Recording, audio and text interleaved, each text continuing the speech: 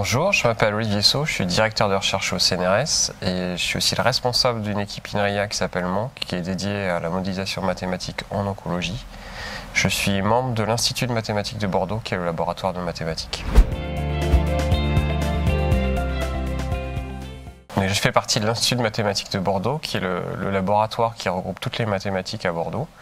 Et en particulier, je suis dans l'équipe INRIA MONC, qui travaille sur tout ce qui est modélisation et intelligence artificielle en oncologie. Et notre objectif, c'est d'essayer d'aider à la prise en charge clinique des cancers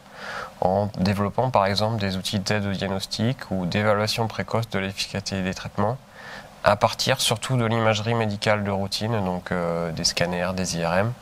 Et à partir de ces images, on construit des modèles mathématiques qui vont être soit descriptifs, donc des modèles mécanistiques, soit plutôt phénoménologiques ou statistiques basés sur l'apprentissage.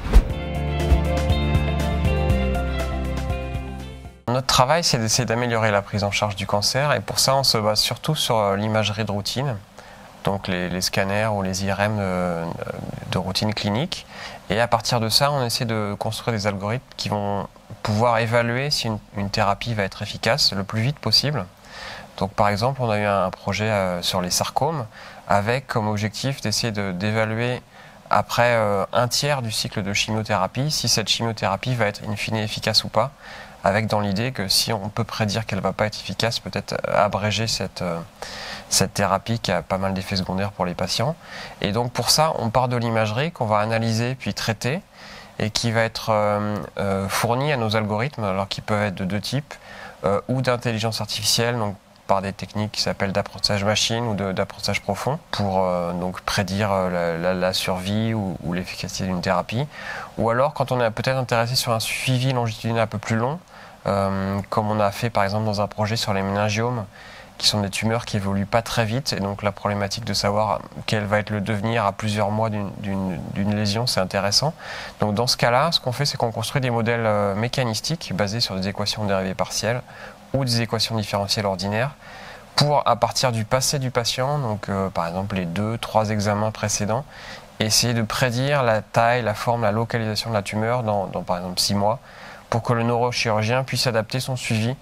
ou éventuellement peut-être planifier une chirurgie pour enlever la lésion si on prévoit qu'elle va beaucoup grossir. L'interdisciplinarité, elle est fondamentale puisqu'on part toujours des données avant de construire nos modèles. Donc on commence par des discussions avec les biologistes ou les médecins pour savoir quelles sont vraiment leurs questions, parce que ce qui nous intéresse avant tout, c'est de répondre aux questions qui peuvent se poser avec nos outils. Et donc notre travail, c'est ça, c'est un peu des allers-retours permanents entre les médecins, les biologistes, et puis nous, pour quand on construit des algorithmes, est-ce que les réponses qu'ils donnent sont pertinentes, est-ce qu'elles sont au contraire pas bonnes, est-ce qu'on peut améliorer les choses à partir de leur connaissance de la maladie. Et donc c'est un peu des allers-retours en permanence entre les deux. Au sein de l'équipe de mathématiques,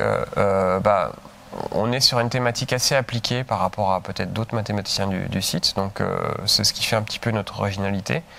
avec aussi ce goût d'aller vraiment vers les applications et de partir des données de base de la routine clinique. Et au sein de l'Oncosphère,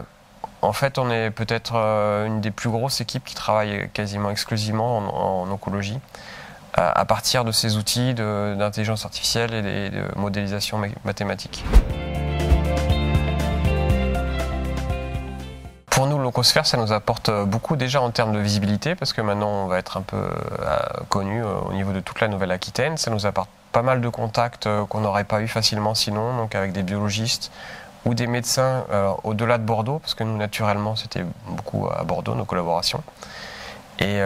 on s'insère assez naturellement